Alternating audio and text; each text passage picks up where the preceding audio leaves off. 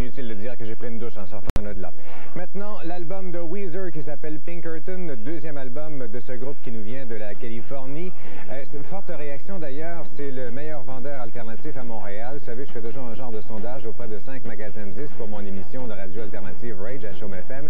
Et c'est entré au numéro 1 la première semaine. Et moi, j'avais vraiment adoré le premier album de Weezer. J'en ai joué longtemps avant que finalement Buddy Holly fasse un succès de l'excellent pop-rock. Mais là, je ne sais pas qu'est-ce qui s'est passé entre le premier et le deuxième album. Celui-là, je dois vous dire, m'ennuie royalement. On retrouve vraiment pas la magie, toutes les nuances qu'il y avait, la variété qu'il y avait sur le premier album, la fraîcheur. Je pense que la date d'expiration a passé. Toutes les idées, on les retrouvait sur le premier album.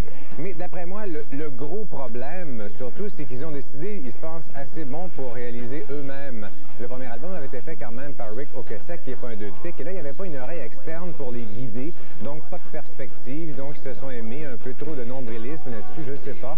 Et ça ressemble vraiment aussi, les tunes ne sont pas très bonnes. Ça ressemble à des restes qui ne se sont pas rendus sur leur premier album. Et un genre de manque flagrant de sérieux. C'est un petit peu n'importe quoi, j'ai trouvé. Et j'ai comme l'impression qu'ils ont fait ça pour se débarrasser. Bref, bien plate, et je suis un fan déçu. Et comme coach, je donne 5 sur 10. Pas plus que ça, pensez-y deux fois. El Scorcho, très plate.